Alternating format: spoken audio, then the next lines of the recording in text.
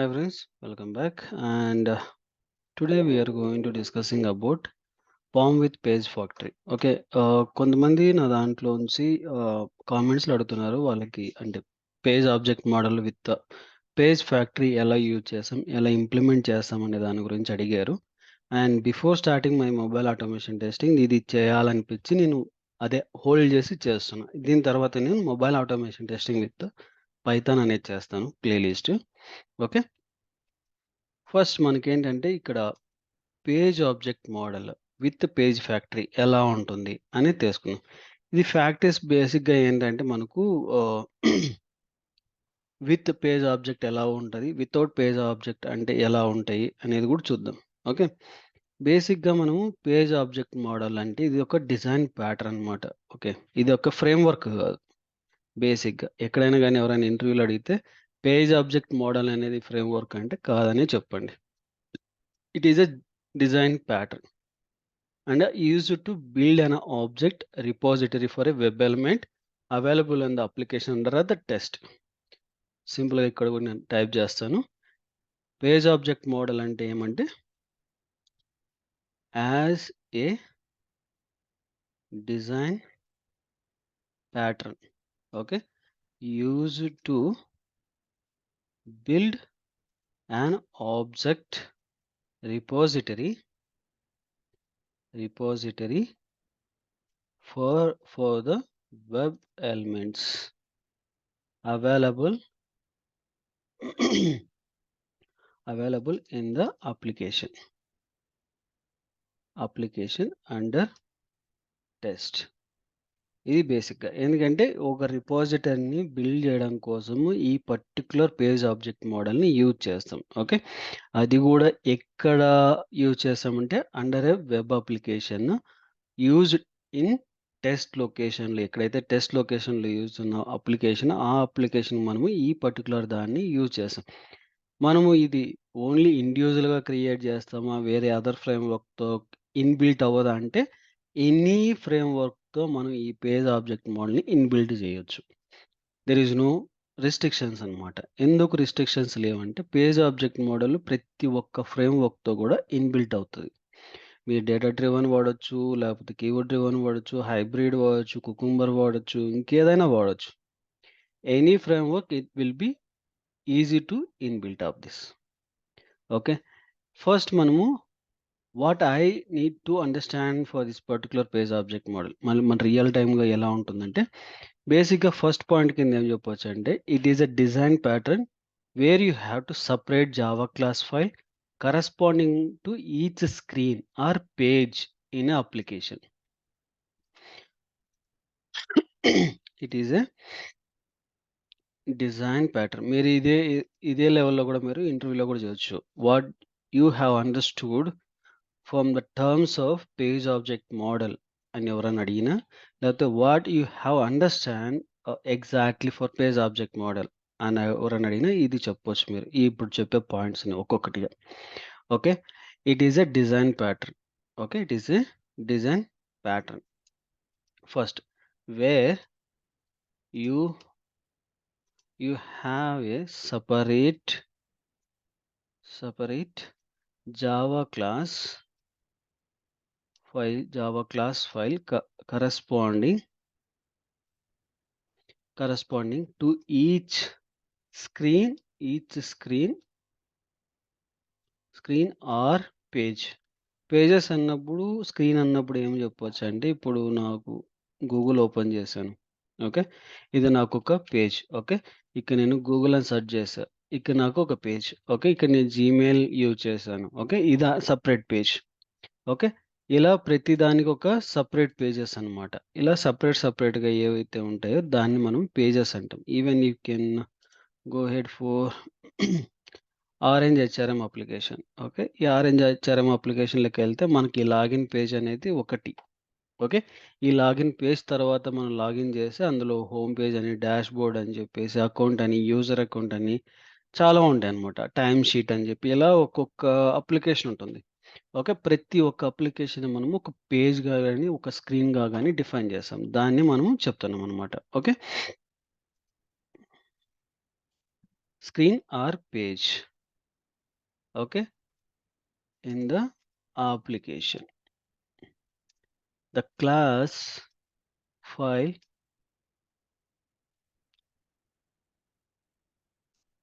could include the object repository of the UI elements as well, and also methods. Okay, ఇది మనకు first point. Okay, మనం ఇంకా ఏమని చెప్పొచ్చు అంటే వెబ్ ఎలిమెంట్స్ అనే page the repository class for a page can be separated from the class that includes the method of corresponding page. అంటే మనకు ఒక సపరేట్ ఫ్రమ్ ద క్లాస్లో ఇంక్లూడింగ్ ద మెథడ్స్ కూడా మనము యాడ్ చేస్తాం అనమాట. Okay, the object repository class for a page can be separate from the class that include methods for the corresponding పేజెస్కి కూడా corresponding methods అనేవి ఇన్బిల్డ్ చేస్తూ వస్తాం. అంటే మనము చెప్పాలంటే ఇప్పుడు రిజిస్ట్రేషన్ పేజ్ ఉంది, మనం ఆ పర్టికులర్ రిజిస్ట్రేషన్ కానీ లాగిన్ పేజ్లో కానీ ఒక ఫీల్డ్ అనేది ఉంది. ఓకే, ఆ ఫీల్డ్కి మనము ఒక క్లాస్లో రాస్తున్నాం. ఎగ్జాంపుల్ మనకు login page objects dot Java అని ఉంది. ఓకే, ఈ పర్టికులర్ దాంట్లో మనము ఇది object repository of that particular element. ఆ ఎలిమెంట్కి మనం సపరేట్గా మనము ఇంకొక మెథడ్ అనేది క్రియేట్ చేస్తాం అన్నమాట దానికి. ఓకే, ఆ పర్టికులర్గా లాగిన్ దాంట్లో ఒక యూజర్ నేమ్ అని ఉంది, ఆ user name or email ID ఉంది, దానికి మనం సపరేట్గా ఒక మెథడ్ రాస్తాం, దాన్ని సపరేషన్ అంటాం అనమాట. ఓకే, అండ్ థర్డ్ ప్లేస్లో తీసుకుంటే there could be generic packages package with a representation of the file or method under a package. You can చెప్పొచ్చు సపరేషన్, మనము సపరేట్ ఫైల్ కావచ్చు, సపరేట్ రిపోజిటరీ ఫైల్ కావచ్చు, లేకపోతే ఎక్సెల్ ఫైల్ కావచ్చు, లేకపోతే కామన్ మెథడ్స్ కావచ్చు. అండ్ వీటన్నిటిని కూడా మనం సపరేట్ ప్యాకేజెస్లో డిఫైన్ చేసుకుంటూ వెళ్తాం అనమాట. ఓకే, అవన్నీ కూడా మనం డిఫైన్ చేసుకుంటూ వెళ్తాం. ఓకే, ఇది ఒక simplest way. Okay, and why do you need for page object model? బేసిక్గా ఎందుకు ఈ పేజ్ ఆబ్జెక్ట్ మోడల్ అనేది రిక్వైర్డ్? బేసిక్గా మనము వితౌట్ పేజ్ ఆబ్జెక్ట్ మోడల్తో మనం కంపేర్ చేసుకుంటే, పేజ్ ఆబ్జెక్ట్లో మనం బేసిక్గా ఏం చెప్పాము, ప్రతిదీ కూడా సపరేషన్లో ఉంటుంది, ప్రతిదీ కూడా సపరేట్గా ఉంటుంది. అంటే ఒక పేజ్కి ఒక ఆబ్జెక్ట్ క్రియేట్ చేస్తాం. ఎగ్జాంపుల్ ఆఫ్ లాగిన్ పేజ్ ఇది login page dot Java file. Okay, ఇందులో మనం ఏం చేస్తున్నాం, ఈ పేజ్కి సంబంధించిన ఆబ్జెక్ట్స్, లాగిన్ పేజ్ ఆబ్జెక్ట్స్ అని క్రియేట్ చేసుకోవాలి. ఇక్కడ ఆబ్జెక్ట్స్ అంటే ఇప్పుడు లాగిన్ పేజ్లో ఇక్కడ ఏమేమి ఉన్నాయి, user name, password, clicking for this one and forgot password and are login with are user name, ఇవన్నీ ఫీల్డ్స్. ఓకే, ఇవన్నీ దాంట్లోకి మనం ఏం చేస్తున్నాము, ఆబ్జెక్ట్స్ అనేది క్రియేట్ చేస్తాం. ఓకే, ఈ ఆబ్జెక్ట్స్కి ప్రతి ఆబ్జెక్ట్కి ఒక మెథడ్ క్రియేట్ చేస్తాం. ఓకే, ఈ క్రియేట్ చేసిన మెథడ్ని మనకు కావాల్సిన టెస్ట్ ప్లైల్లో మనం వాడుకుంటున్నాం. అంటే రేపు పొద్దున ఒక మెంబర్ వచ్చాడు, ఆ మెంబర్కి యూజ్ చేస్తారంటే మనం ఒక ఈజియెస్ట్ వే ఆఫ్ అండర్స్టాండింగ్లో క్రియేట్ చేసుకోవడం కోసము ఈ పేజ్ ఆబ్జెక్ట్ మోడల్ అనేది చాలా యూస్ఫుల్ ఉంటుంది. వితౌట్ పేజ్ ఆబ్జెక్ట్ మోడల్ ఎలా ఉంటుంది, ఇప్పుడు నాకు లాగిన్ పేజ్ కావాలి, లాగిన్ పేజ్లో నువ్వు లొకేటర్స్ రాసావు. ఓకే, అదే దాంట్లో మెథడ్స్ కూడా రాసావు. ఇప్పుడు ఏమైంది, నెక్స్ట్ పేజ్లోకి వచ్చి రిజిస్ట్రేషన్ కావాలి, రిజిస్ట్రేషన్కి మళ్ళీ లాగిన్ పేజ్ అనేది కూడా కావాలి, రిజిస్ట్రేషన్ అయినాక లాగిన్ కావాలి, అగైన్ మళ్ళీ ఆ కోడ్ తీసుకొచ్చి ఆ పర్టికులర్ పేజ్లో పెట్టాలి. అంటే ప్రతిసారి కూడా మనకి ఏమవుతుంది, పేజెస్ అనేవి ఇంక్రీజ్ అవుతున్నాయి and also duplicate code, duplicate locators, duplicate web elements అనేవి ఇంక్రీజ్ అవుతూ వస్తున్నాయి. Okay, as a automation we should not use అనమాట. ఓకే, మనము అది ఎంకరేజ్ చేయరాదు యాజ్ ఏ ఆటోమేషన్ సైడ్. ప్రతిసారి కూడా మనం డూప్లికేట్ కోడ్ని రిడ్యూస్ చేయాలి. అది మన మెయిన్ థీమ్ అనమాట. అందుకోసం ఈ పేజ్ ఆబ్జెక్ట్ మోడల్ అనేది చాలా చాలా యూజ్ అవుతుంది. ఓకే. మనం కొన్ని కాన్సెప్ట్ వైస్‌గా ఇప్పుడు మళ్ళీ కొన్ని పాయింట్స్ చెప్తాను. ఒక్కొక్కటిగా. ఓకే. ఆబ్జెక్ట్ రిపోజిటరీగా మనం క్రియేట్ చేసుకున్న పామ్ మోడల్‌లో. Okay. It is a independent test cases can be reused for a different projects. మనం క్రియేట్ చేసామంటే డిఫరెంట్ లొకేషన్స్‌లో రీయూజ్ చేయొచ్చు. బట్ ఇందాక చెప్పాను. మనం వితౌట్ పేజ్ ఆబ్జెక్ట్ మోడల్ వాడితే ప్రతిసారి డూప్లికేట్ కోడ్ వస్తుంది. అంటే మనము పేజ్ ఆబ్జెక్ట్ మోడల్ వాడితే 100% మనకు డూప్లికేట్ అనేది రాదు. ఓకే. బై మిస్టేక్ ఎవరన్నా క్రియేట్ చేశారంటే మళ్ళీ దాంట్లో వేరే వాళ్ళు చూసి దాన్ని మోడిఫై చేయొచ్చు. That is the main approach అన్నమాట. Okay.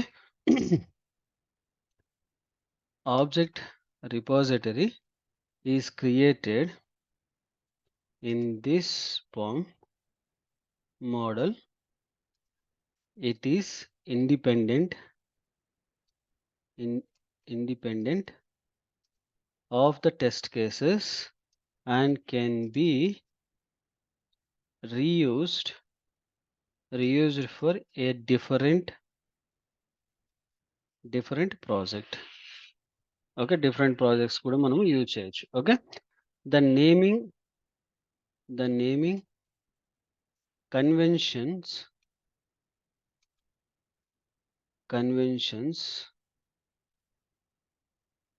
convention of methods is very easy. Okay, method conventions అనేది చాలా ఈజీ. ఓకే. ఆల్సో మనకు అండర్‌స్టాండబుల్ అండ్ మోర్ రియలిస్టిక్‌గా మనకు ఉంటాయన్నమాట. ఓకే. ఆల్సో మనకు under the page object model we create pages classes that can be reused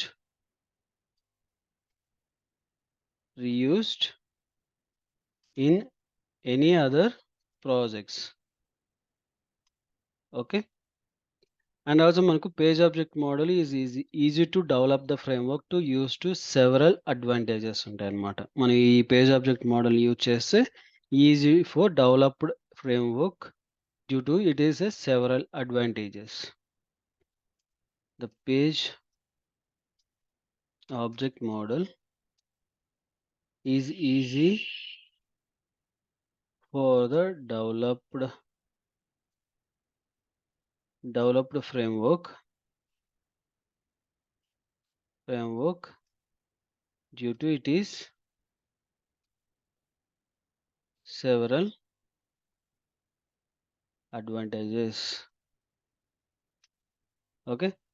మనకి ఇంకా తీసుకుంటే separate classes are created for different pages of different web application like login page, home page, employees like that మనకు ప్రతి దానికి కూడా మనం different pages అనేవి create చేసుకోవచ్చు. Different pages we can create. Example like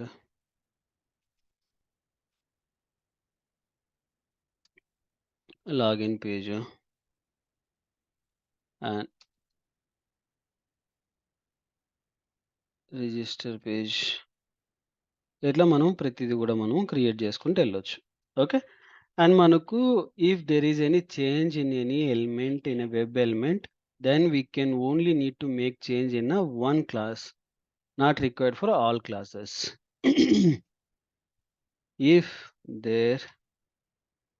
if there is any changes in any elements of a website or a page, then we only need to make change in one page or one site or one class,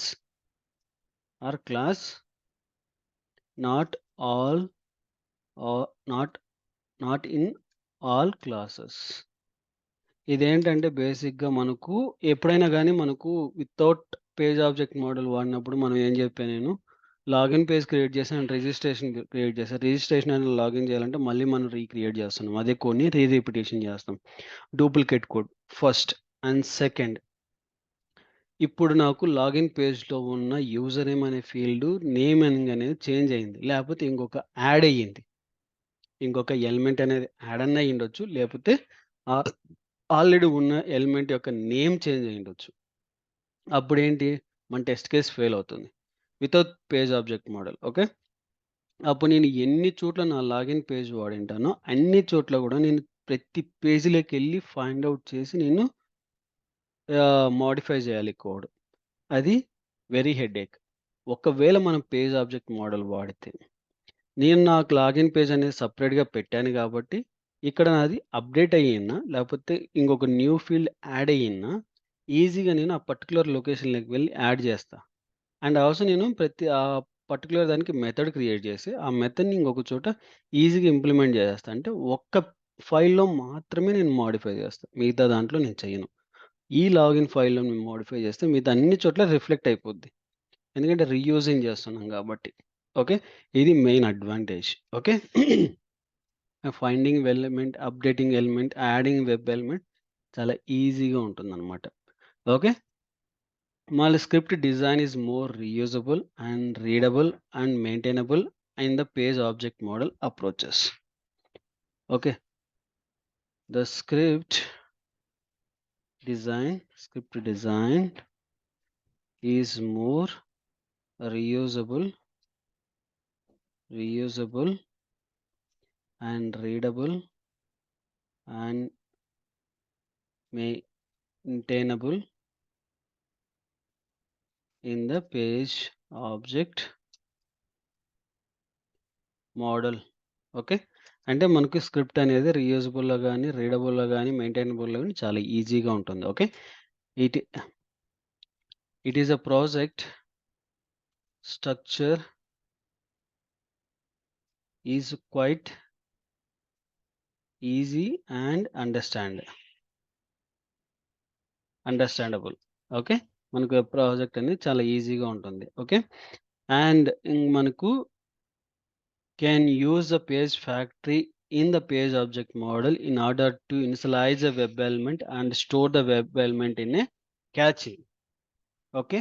and మనము ఇదే దానికి page factory అనే దాన్ని కూడా use చేస్తే, okay, మనము ఇప్పుడు page object model వాడినామంటే catch అనేది ఉండదు. Okay.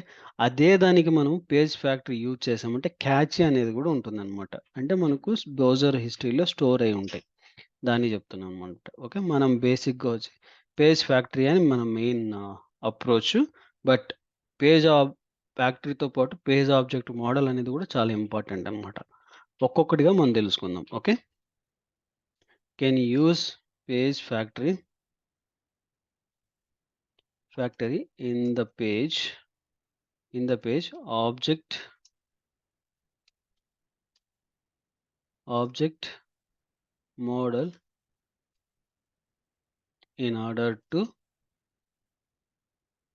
initialize the web element and store element in cache. Okay. And మనకు ఇది test engine can also be integrated with the page object model అప్రోచ్‌లో. ఓకే. టెస్ట్ ఎంజిన్ కూడా మనము can also be integrated into the page object model అప్రోచ్‌లో. Okay. And మనము ఈ particular దానికోసం నేను ఒక ఫ్రేమ్‌వర్క్ అంటే మనకు ఆల్రెడీ మనం క్రియేట్ చేసాం ఆల్రెడీ. ఓకే. దీనికోసం నేను మన ప్రీవియస్ సెట్ ఆఫ్ థింగ్స్‌లో మనం చూసుకుంటే, నేను మనకు కావాల్సిన పేజ్ ఆబ్జెక్ట్ మోడల్‌కి సంబంధించిన ఎక్లిప్స్